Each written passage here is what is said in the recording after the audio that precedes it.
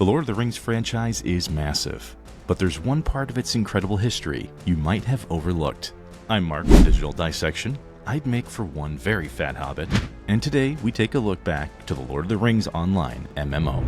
Before we go toe-to-toe with the Witch King of Angmar, be sure to subscribe and click the bell to be notified of new videos and more pop culture content on this channel, where we're always dissecting.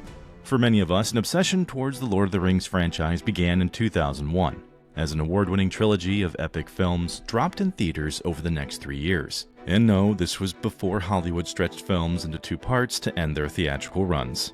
Greedy bastards. However, as a child, I read the Lord of the Rings books, and this was at a time where it wasn't exactly popular to be a fan of the series. While the series still had worldwide renown, it wasn't nearly as popular as it would be a few decades later.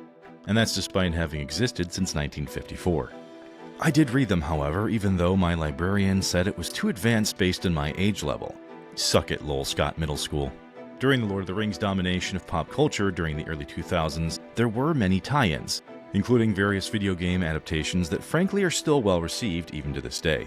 My brother and I sank endless hours into The Two Towers and Return of the King by Electronic Arts. These titles not only captured the look and feel of the movies, but had an arcade-like identity that pulled you in far beyond an interest in the subject matter, with unlockable content, characters, and rewarding difficulty challenges. You know, in an age before EA would force microtransactions on such things. They know what they did. Are you missing 2003 yet? Let us know in the comments.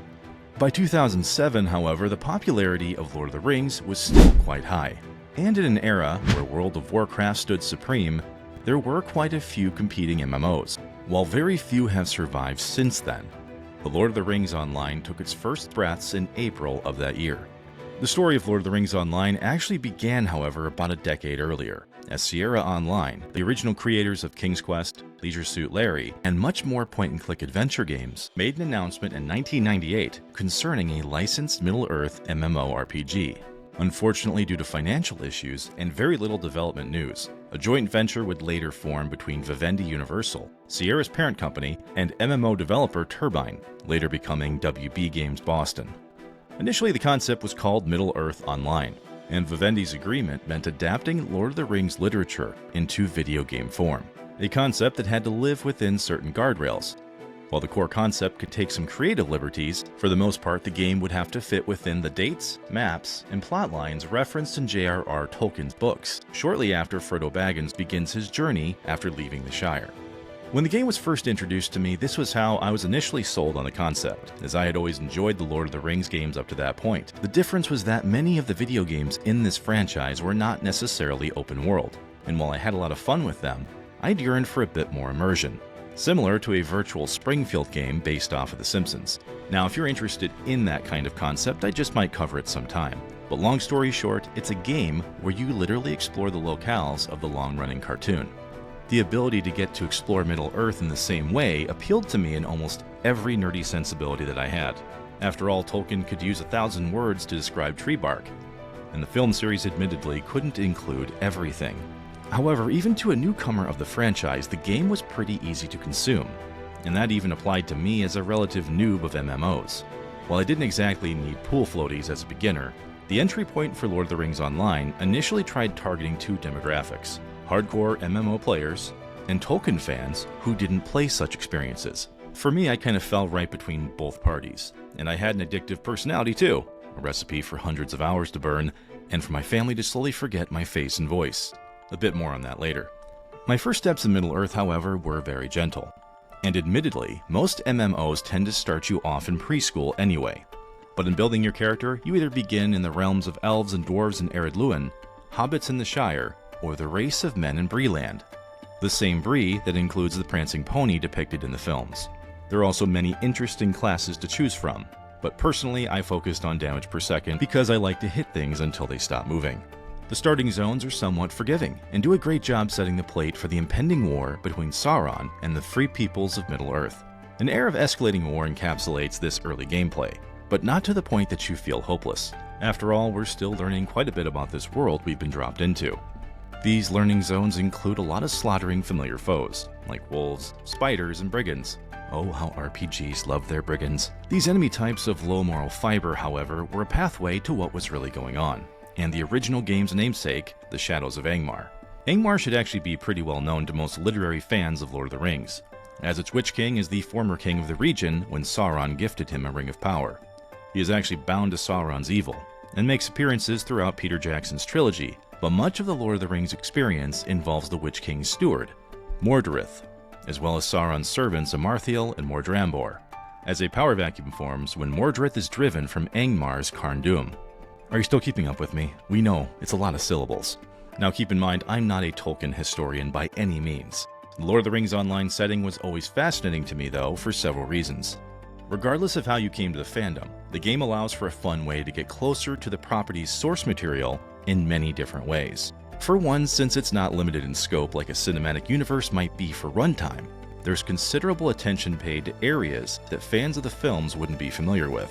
This includes areas such as the Old Forest, home to Tom Bombadil, one of the oldest characters in Middle-earth history. He was actually entirely cut from Peter Jackson's adaptation, but in this format, he actually housed and armed Frodo Baggins on his journey to destroy the ring, much like the books.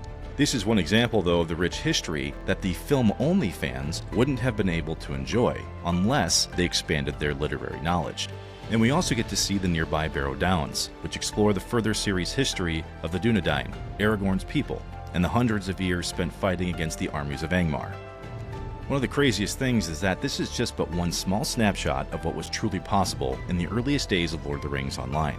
The vast content that comprised its first chapter explored many unique locales and precursors to the war against Sauron, showing just how many regions comprise Middle-earth, and just how each one was impacted differently by the rising conflict in the days before the Fellowship even formed in Rivendell. That doesn't mean the ever-looming epic story that largely controls the bigger narratives of this world is the only major player either. And while Turbine did a great job building stories centered around smaller aspects of these pieces, like a special quest to rebuild Narsil, where it really shines is the simplicity of depicting life. While the earliest plotlines of this MMO craft an excellent story that visits many areas only mentioned in passing within the films, when I first played it, I found myself at peace, simply meeting other players and enjoying conversations near Elrond's house in Rivendell, the auction house in Bree, or enjoying its soundtrack while watching the winds change in the Shire. At my peak of being a daily player, I maxed out the then level 50 threshold fairly quickly, which has now been raised to 150. And amongst many changes to gameplay and expansions that now include Moria, Rohan, and Gondor, and far more functions that I'm qualified to talk about, nor do I have the knowledge to present. For many who want to test exactly how much fun this game can be, it's possible to do so for free, as the game shifted to a free-to-play model in 2010. And in 2013 expanded that offering to its content developed over its first 6 years. Now, for a game that I've spoken so positively about, there are a few reasons why so much of it is in the past tense. While I've been a fan of Lord of the Rings for several decades, the MMO world initially kept me engaged for several years, until roughly before its first expansion, The Mines of Moria, in November of 2008. Lord of the Rings admittedly was an MMO that actually made leveling quite easy. And for that reason, I was able to achieve the first level cap with only a few months of dedicated play, and in time was able to acquire incredible weaponry, armor, and routinely participated with my brother in weekly raids on the game's most popular dungeon at the time, called the Rift. Unique armor pieces from the Rift and decking out one's character ended up becoming an endgame of sorts in the earliest days. And my then level 50 champion was a mainstay of parties looking for a DPS regular who could help best the challenging battles that could range anywhere from 5 hours to 12 hours at a time, depending on how smoothly a run went. With each passing week, however, this endgame no longer maintained as much of a hold over me, and that also includes its player versus monster arena at the time featured within the Ettenmoors. The two unique areas had their own challenges and required entirely different strategies, but over time I found myself doing the same things, slowly losing a small amount of interest with each successful run. It's not that I hated the game, but after grinding for some of the best items in the game at the time, a new expansion meant immediately nerfing what I had fought so hard for, effectively turning hundreds of hours of investment into wasted time. The final blow after this was that my character eventually got hacked, and what was merely an annoyance and trying to keep up with the new changes became full frustration when the hackers sold all my hard-earned weapons and armor and transferred away all my in-game currency. Insult to injury, and a death sentence for poor Durston of the Brandywine server. Farewell, sweet prince. In 2017, however, I did create a brand new character and entered Middle-earth yet again for a short time, while my initial guild had long disbanded and the free-to-play elements monetized almost every aspect of the game. I still found its original campaign to be just as interesting as it originally was. While I can't recapture the original addiction that I once had, at times playing up to 6 hours a day every day for about 1 year, I could still find the same quests, stories, and beautiful imagery that once captured my attention.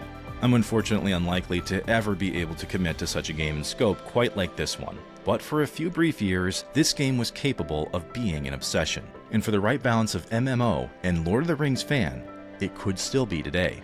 Just be careful making your way across the Trollshaws for the first time. It's a bumpy ride. And as always, thank you for watching this retrospective as we explored The Lord of the Rings Online. Stay tuned for more retrospectives on this channel, and if you want to see us tackle one of your favorite games, we're always open to suggestions. Don't forget to subscribe for more content, and until next time, pop culture nerds, keep on dissecting.